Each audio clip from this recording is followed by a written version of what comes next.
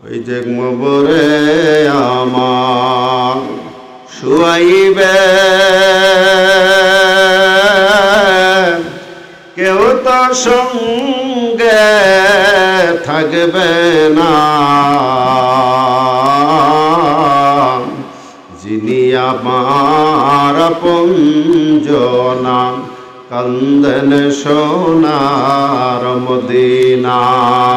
আল্লাহুম্মা সাল্লি আলা সাইয়্যিদিনা মাওলানা মুহাম্মাদ ওয়া আলা আলি সাইয়্যিদিনা। ওই যে কাপনের কাপড় পরতে হবে, পরনের কাপড় থাকবে না, ধনী বল গরিব বল আজরাইল কাউকে ছাড়বে না। আল্লাহুম্মা সাল্লি আলা সাইয়্যিদিনা মাওলানা মুহাম্মাদ ওয়া আলা আলি সাইয়্যিদিনা মাওলানা। আমাকে রেখে কবরে সবাই যাবে বাড়ি ফিরে, আমার কাছে থাকার কেহ নাই নাই রে, আমার কাছে থাকার কেহ নাই। আমাকে রেখে কবরে সবাই যাবে বাড়ি ফিরে, আমার কাছে থাকার কেহ নাই নাই রে, আমার কাছে থাকার কেহ নাই। ও নবী আপনি তো আল্লাহর বান্দা, পার করে নেন ভব সিন্ধু, রাখো মার যাহা কর মহিমায় আপনার নবী গো, আমার কাছে থাকার কেহ নাই। আমাকে রেখে কবরে সবাই যাবে বাড়ি ফিরে, আমার কাছে থাকার কেহ নাই আই রে, আমার কাছে থাকার কেহ নাই। ও নবী আপনি তো দয়ারি সাগর, রাখেন উম্মতের খবর, দয়া করে দিয়েন দেখা কবর মাঝার নবী, দয়া করে কবর মাঝার নবী গো, আমরা গুনাহ সালাতু সালাম জানাই দরুদ সালাম আপনার উপরে নবী গো, আমরা গুনাহ হাসবি রব্বি জাল্লাল্লাহ মা ফি কলবি নূর মুহাম্মদ সাল্লাল্লাহু লা ইলাহা ইল্লাল্লাহ ও লা ইলাহা ইল্লাল্লাহ হক লা ইলাহা ইল্লাল্লাহ মুহাম্মদ রাসূলুল্লাহ। আওয়াল আখির দয়ে কম নূর নবী শ্রেষ্ঠের মান, ওই না নূরের কদম দার কলবে মৌলার জিকির কর লা ইলাহা ইল্লাল্লাহ ও লা ইলাহা ইল্লাল্লাহ লা ইলাহা ইল্লাল্লাহ মুহাম্মাদুর রাসূলুল্লাহ। ইয়া হান্নানু ইয়া মান্নান ইয়া দাইয়ানু ইয়া সুবহান ইয়া রহিম ইয়া রহমান من علينا دل غفران لا إله لا إله حق لا إلا الله محمد صلى الله عليه وسلم اللهم صل على محمد وعلى آل سيدنا محمد وعلى سيدنا কবরের আযাব জাদে কেহ দেখিত ঘরবাড়ি সাড়িয়া সবাই কান্দিত আল্লাহুম্মা সাল্লি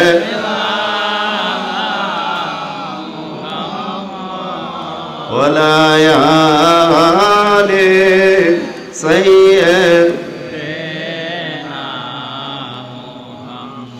شفاعت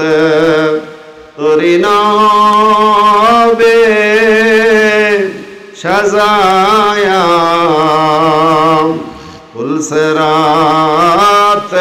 পুলসরাতের কাটে রাখবেন বান্ধিয়া আল্লাহুম্মা সাল্লি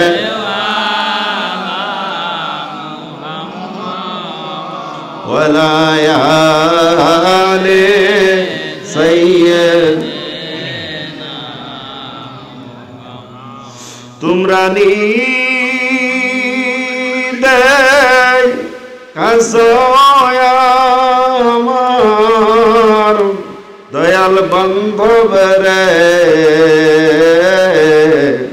এতিম নয়া গেলেন মোদেরে আল্লাহুম্মা সাল্লি ওয়ালা আলি সাইয়্যিদিনা ওয়ালা আলি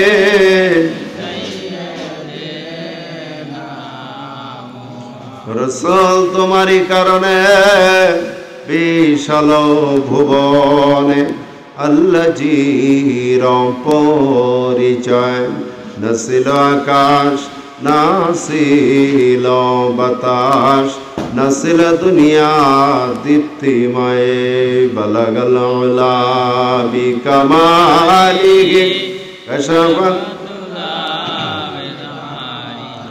حسنت جميع خصاله صلوا सूरत यूसुफ बेदारी हिकमत लुकमाल माम करिए परम आनकारी ऐ दिल शादिल माँ बलगल उलाबी कशबत दुजा भी जमालिही हसनत जमीअ फिसालिही सल्लो मगज कोरम रूह ईमान जान दिन हस्ते हुब्बे रहमतल लिल आलमीन नहमदुहु व नुसल्लु अला रसूलिल करीम व नहनु अला ज़ालिका मिना शाहिदिन व शाकिरीन अल्हम्दुलिल्लाहि रब्बिल आलमीन। আজকের এই পবিত্র ইসলামী জলসার সম্মানিত সভাপতি, সর্বস্তরের নেতৃবৃন্দ, উপস্থিত আশেকান জাকেরান, ধর্মপ্রাণ মুমিন মুসলমান ভাইয়েরা, পর্দার অন্তরের মা বোনেরা, সকলের প্রতি আমার আন্তরিক ভালোবাসা ও সালাম। আসসালামু আলাইকুম ওয়া রাহমাতুল্লাহ। শুকরিয়া আদা করি আল্লাহ জাল্লা শানুহুর দরবারে, যিনি দয়া করে মায়া করে আজকে যে রিয়াজুল জান্নাহ বেহেশতের বাগানে আমাদের আসার বসার তৌফিক আল্লাহ পাক এনায়েত করলেন, সেই মহান প্রতিপালকের দরবারে শুকরিয়া জ্ঞাপন করি, জবান খুলে বলি আলহামদুলিল্লাহ। লক্ষটি সালাম আকা নামদা তাজদার মদিনা, হায়াতুন নবী, জিন্দা নবী, নুরুন আলা নুর নবী, আরশের নবী, কুরসির নবী, লৌহের নবী, কলমের নবী, সমস্ত নবীদের নবী, স্বয়ং আল্লাহর নবী হুজুরপুর নূর সাল্লাল্লাহু আলাইহি ওয়াসাল্লামের পবিত্র রওজা মোবারক কদম বসে আরজ করি আমার আকা, আমার সাহেব, আমার দস্তগীর কিবলায়ে দো জাহান, শাহানশাহ তরিকত হজরত মাওলানা শাহ সুফি সৈয়দ আল্লামা খাজা বাবা ফরিদপুরি নকশবন্দি মুজাদ্দিদি কুদ্দেসা সিরুল আজিজ সাহেবের পবিত্র নূরময় কদম মোবারক কদম বসে আরজ করি কিবলা জান হুজুরের রেখে জামানত আল্লাহ হজরত খাজা মিয়া ভাইজান মুজাদ্দিদির পবিত্র নূরময় কদম মোবারক কদম বসে আরজ করি কিবলা জানের রেখে জামানত হিজবুল্লাহর ইমাম জাকের পার্টি মহামান্য চেয়ারম্যান মহোদয় আল্লাহ খাজা মেজা ভাইজান মুজাদ্দিদির পবিত্র নূরময় কদম মোবারক কদম বসে আরজ করি খাজা মিয়া সাসাজান মুজাদ্দিদি, খাজা মেজা সাসা মুজাদ্দিদি সহ বাবার আহলে বায়তের সকলের পবিত্র নূরময় কদম মোবারক। প্রিয় হাজিরিন, আল্লাহ পাকের দরবারে শুকরিয়া আবারও জ্ঞাপন করি, জবান খুলে বলি আলহামদুলিল্লাহ। রেনি সিজন এর মধ্যে আল্লাহ পাক আমাদেরকে একটি কথা বলাইতেছেন। আজকে আমাদের এই দামুড়হুদা থানা জাকের পার্টির সভাপতি আমার মুন্নাত আলী ভাইয়ের আব্বার স্মরণে প্রতি বছরের ন্যায় আজকের আজিমুস শান ইসলামী জলসা অনুষ্ঠিত হচ্ছে। এই জলসায় যারা আমরা আসলাম, এমন একটি মানুষকে আমরা হাত উঠে বলতে পারবো যে আমাদের কেউ দুনিয়া থেকে বিদায় হয় নাই। জোরে কথা বলবেন, আছে এমন কেউ নাই? কেন নাই? কেন? বিধান আল্লাহর। বিধান কার? আল্লাহ। আল্লাযী খলাকাল মাউতা ওয়াল হায়াতা লিয়াবলুকুম আইয়ুকুম আহসানু আমালা। জোরে বলেন আল্লাহু আকবার। আল্লাহ রাব্বুল আলামিন বলেন, আমি তোমাদের হায়াত মওত দিয়েছি পরীক্ষার বস্তু হিসেবে। কিসের বস্তু? হায়াত মওত কার? পরীক্ষার বস্তুটা কি? পরীক্ষার বস্তু আইয়ুকুম আহসানু আমালা। তোমরা দুনিয়াতে কে কতটুকু কি বিষয়ের উপরে ইনকাম করে হাসরে উপস্থিত হও, ঠিক কি না? এই জন্য প্রত্যেক প্রাণীকেই মৃত্যুর স্বাদ গ্রহণ করা লাগবে, এর থেকে পিছপা হওয়ার কোনো ক্ষমতা আমাদের নাই। বন্ধুরা আমার, এই জন্য দুনিয়াতে আমরা নবী নবী করি, দুনিয়া থাকতে আমরা নবীর মিলাদ পড়ি, নবীর কিয়াম করি, নবীর উপরে দরুদ ও সালাম পাঠাই। কিসের জন্য? কারণ দুনিয়ার হায়াতে জিন্দেগিতে আমার কোনো নিঃশ্বাসের বিশ্বাস নেই। যাওয়ার সাথে সাথে যে কোনো মুহূর্তে আমি দুনিয়া থেকে চলে যাব। যাওয়ার সঙ্গে সঙ্গে আমাকে কোথায় সোপর্দ করবে? কবরে। কবরে শুধু সোপর্দ করে শেষ করবে না, আমাকে কবরে রাখা হবে। আর সোপর্দ করবে কার কাছে জানেন? বিসমিল্লাহি ওয়া আলা মিল্লাতি রাসূলুল্লাহ। বন্ধুরা, আল্লাহর রাসূলের কাছে মিল্লাত মানে দল, আল্লাহর রাসূলের দলের লোক বলে আল্লাহর রাসূলের কাছে সোপর্দ করা হবে। তা আমি যদি সারা জীবন রাসূল বিরুদ্ধে দল করি আর কবরে নামানোর সময় রাসূলের দলের লোক মিলে কবরে চালান করে, বিষয়টা কি রকম হবে? বন্ধুরা আমার, গভীরভাবে মনোযোগ দিন। আল্লাহ রাব্বুল আলামিন দুনিয়াটাকে শূন্য করবেন। কি করবেন? আসমান জমিন, 7 আসমান 7 জমিনের মধ্যে অসংখ্য আল্লাহর মাখলুক আছে। আর আমরা দুনিয়ার মধ্যে আলমে খালকের মধ্যে, আলমে দ্বীনের মধ্যে আমরাও মাখলুক আছি। এই মাখলুকের হিসাব করার ক্ষমতা আমাদের নাই। কেন নাই? শোনেন, দুনিয়াতে আমরা হলাম মামলার আসামি। কেমন আসামি? মানুষ দুনিয়ার ইচ্ছা শক্তি আল্লাহ দিয়েছেন, ইচ্ছা শক্তি দেওয়ার কারণে এই মানুষের বিচার হবে, হিসাব হবে, জান্নাত জাহান্নামের ফয়সালা হবে। ঠিক কিনা? আপনার ইচ্ছা দিয়েছেন, আপনি ভালো করতে পারেন, মন্দ করতে পারেন, এই চালিকা শক্তি আপনার উপরে দেয়া হয়েছে। কিন্তু আল্লাহর নবীদের ব্যাপারে, আল্লাহ ওলিদের ব্যাপারে, একটা হচ্ছে নবী আম্বিয়া, একটা হচ্ছে ওলিয়া উলিয়া, তাদের ব্যাপারে আল্লাহ বলেন তাদের কোনো ভয় নাই, তাদের চিন্তা নাই। কারণটা কি? বাবারে, যে গাড়ি চালায়, গাড়ির তেল মোবিল কতটুক আছে আর কত দূর পর্যন্ত যাইতে পারবে, এই খবর ড্রাইভারের কাছে আছে কি নাই? কথা বলেন, আছে কি নাই? আমারও গাড়ি, আপনারও গাড়ি, আমার এই গাড়ি কে চালায়, আমার গাড়ি কে চালাচ্ছে? আমার গাড়ি, এই দেহ গাড়ি চালানোর শক্তি আল্লাহ আপনাকেই দিয়েছেন, কিন্তু আপনি ড্রাইভার ভালো না, তেল মোবিলের খবর আপনার কাছে নাই। এই জন্য আমরা বলতে পারি না কখন মৃত্যুবরণ করব। কথা বলেন, আমরা বলতে পারি না আমরা কখন মৃত্যুবরণ করব। গাড়িটা কতটুকু যাবে যে তেল পুরো আছে। মন আমার দেহ ঘড়ি সন্ধান করি, কোন মিস্ত্রি বানাই আছে, বলে মন আমার দেহ। একটা চাবি মাইরা দিছে ছাইরা, চাবিরে মাইরা, একটা চাবি মাইরা দিছে ছাইরা, জনম বইরা ঘুরতে আছে মন আমার দেহ ঘড়ি। যারা বলেন মারহাবা, মারহাবা। তত্ত্বভিত্তিক আলোচনা, ঠিক না? বন্ধুরা আমার, একটু মনোযোগ দিলে আরেকটু ভিতরে প্রবেশ করতে পারবো। আমি শুধু ইশারা দিয়া দিলাম, আপনাদের শোনেন। তার কারণ নবী ছাড়া আমাদের আর পারের কান্ডারি কেউ নাই। এই জন্য আল্লাহর ওলিরা মরে না। আল্লাহর ওলিরা এইখান থেকে তাদেরকে কতটুকু হায়াত আছে তারা জানে। যেমন ড্রাইভার জানে আমার তেল পুরা আছে, এই তেলে আমি কতটুকু যাব। কথা বলে, এই জন্য হুশ আর দম। কেবলাজান বলতেন, বাবা দমের ঘরে টান মারবি, লাহুতের মোকামে যাবি, তখন সদা শুনতে পাবে আল্লাহর পাক নাম। এই জন্য দমের খবর আল্লাহর ওলিদের কাছে আছে, যার কারণে তারা নিজেরাও দমের জিকির করে, দমের ঘরে তারা চলাফেরা করে। আমাদেরকে শিখায়া দেয়, বাবা তোর দেহ গাড়িটা কোন জায়গায় যে থেমে যাবে। কথা বলেন ঠিক কিনা?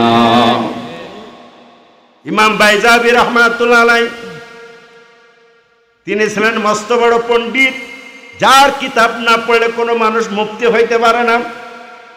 এই বাইজাবি রহমাতুল্লাহ আলাইহি অনেকগুলি শাগরেদ তার ছিল। তিনি একদিকে ছিল শরীয়তের পণ্ডিত, আর একদিকে ছিল মারফতের পণ্ডিত। জোরে জোরে বলেন সুবহানাল্লাহ। তো তিনি তার অসংখ্য আলেম মুরিদ, মুফতি মুহাদ্দিস তার মুরিদ। সুবহানাল্লাহ বলেন। সবাইকে ডাকলেন, ডাকার পরে বললেন, বাবা আমি বিদায় নিব। বলে, হুজুর কোথায় যাবেন? বলছে, বাবা যেই দেশে যাব যেখানে গেলে মানুষ আর ফিরে আসে না। বাইজাবি রহমাতুল্লাহ কেমনে বললেন আমি চলে যাব, বিদায় নিব কেমনে?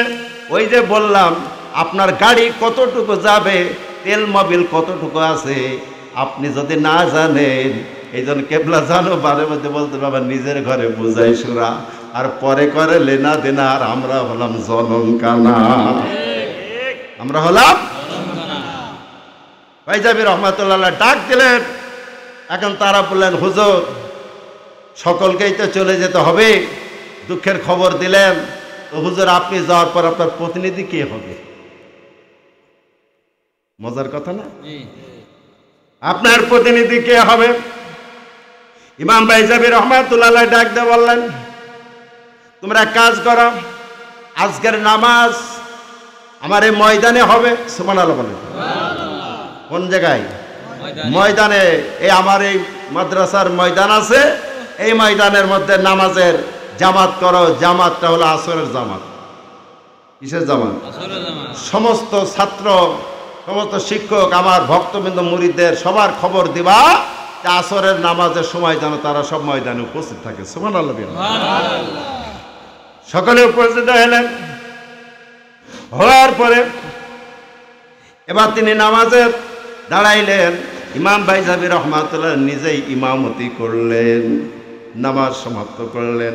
ডাইনে বামে সালাম ফেরানোর পরে জিজ্ঞাসা করলেন, বাবা, হে আমার শাগরেদের, আমার আলেমেরা, আমার শিষ্যরা, তোমরা বলো তো দেখি আমার নামাজের মধ্যে কোন জিনিস একটু ত্রুটি হয়েছে? সুবহানাল্লাহ বলেন। আমার নামাজের মধ্যে কোনো সমস্যা হয়েছে কিনা?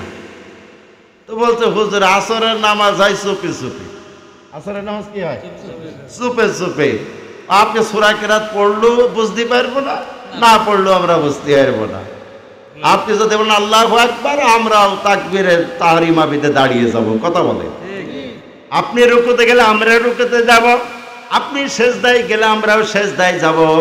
কিন্তু কেমনে বুঝবো আপনার নামাজের মধ্যে ঈদ ছুটে গেছে? আমরা কেমনে বুঝবো?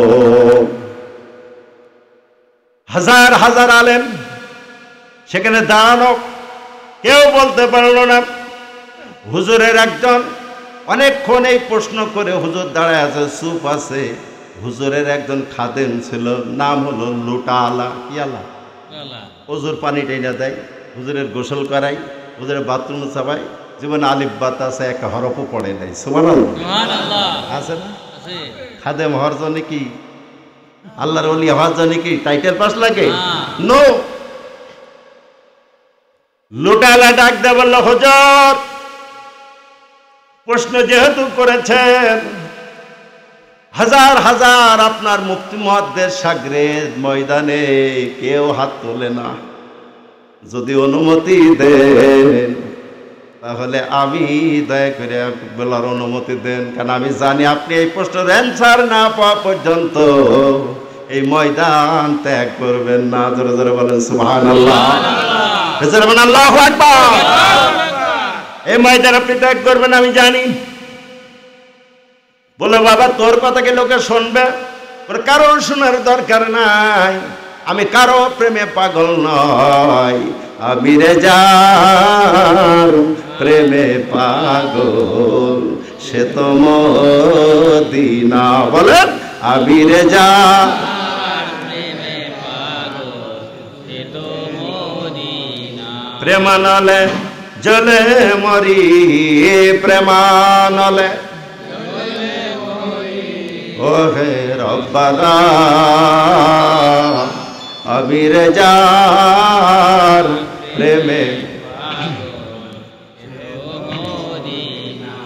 মন পাখি ওরে বলি তোরে, আর জালা তুই দিস না মরে, ধনে যদি হইতাম গো ধনী, ধনে যদি হইতাম গো ধনী, যাইতাম মদিনা, আমি রেজার প্রেমে পাগল, সে তো মদিনা। জোরে বলেন আল্লাহু আকবার। বাইজাবি রহমাতুল্লাহ আলাইহি বললেন, বাবা তুই যে পাগল সবাই জানে, বল দেখি। লুটালা ডাক দিয়া বলল, হুজুর যদি অনুমতি দেন তাহলে বলবো, নাইলে লোকে আমারে হাসাহাসি করে। কথা কেন বন্ধুরা আমার? বলছে তোর অনুমতি দিলাম, তুই বল। বলে, হুজুর নামাজের মধ্যে লা সালাতা ইল্লা বি ফাতিহাতুল কিতাব, সূরা ফাতিহা ব্যতীত নামাজই হয় না।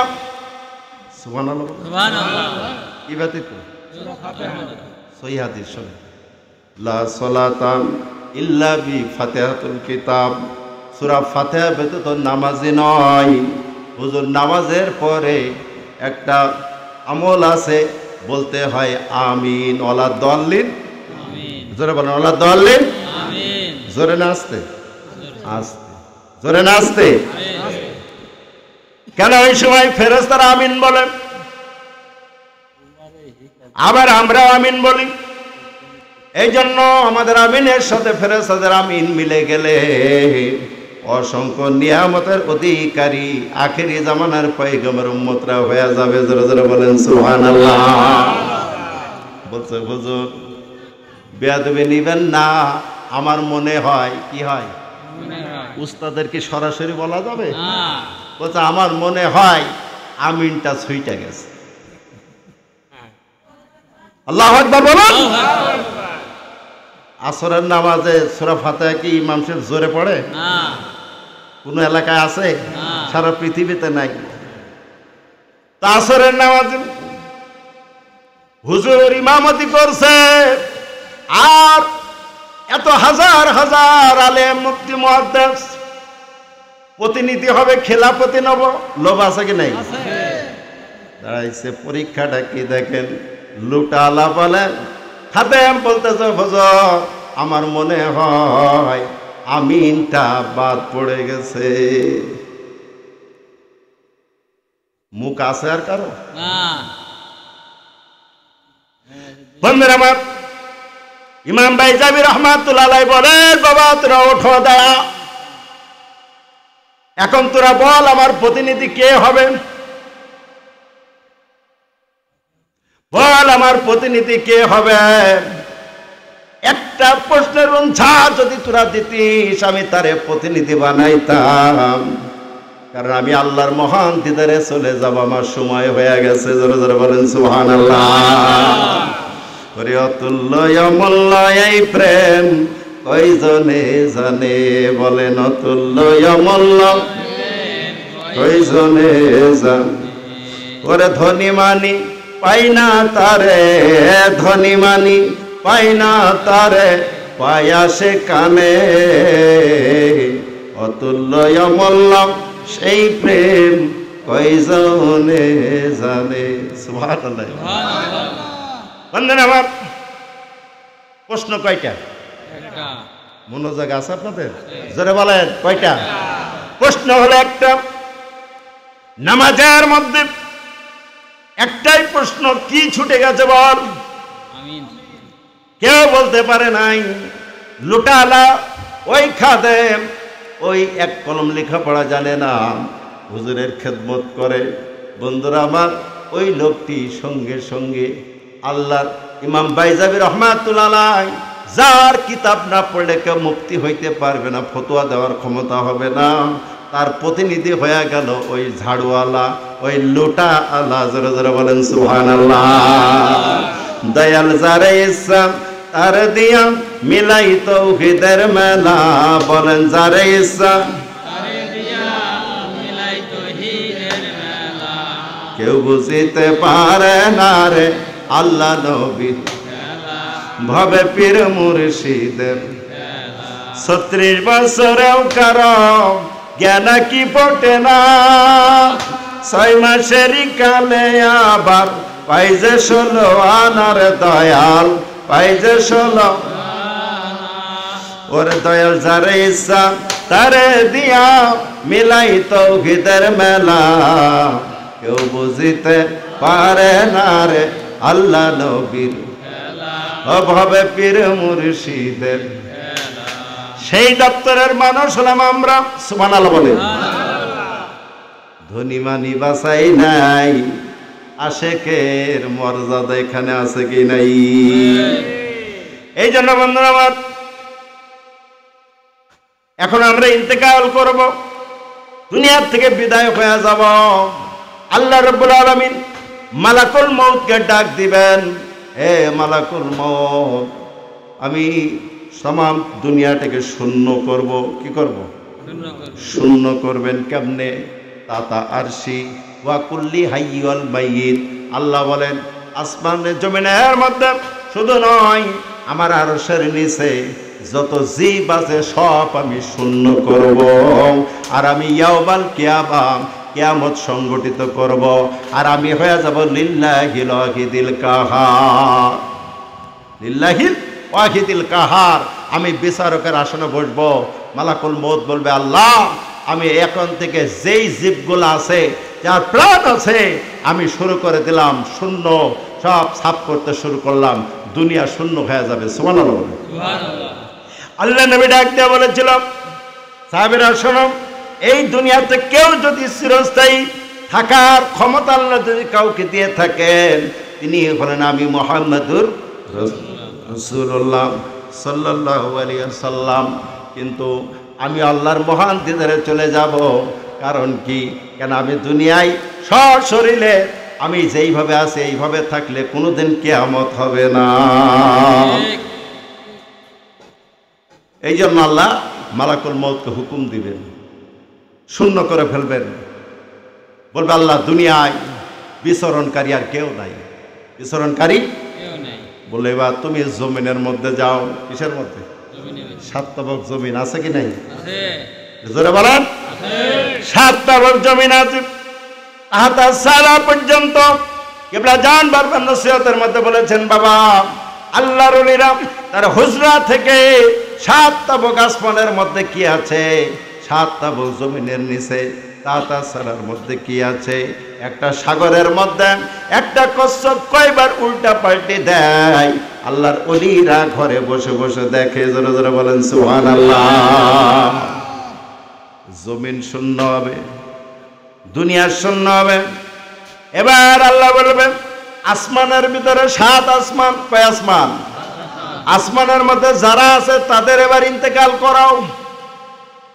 7 আসমানের মধ্যে যারা আছে তাদেরকে ইন্তেকাল করানো হবে, মৃত্যুর স্বাদ গ্রহণ করানো হবে। বলেন বিসমিল্লাহির রাহমানির রহিম। কুল্লু নাফসিন যায়িকাতুল মাউত সুম্মা ইলাইনা তুরজাউন।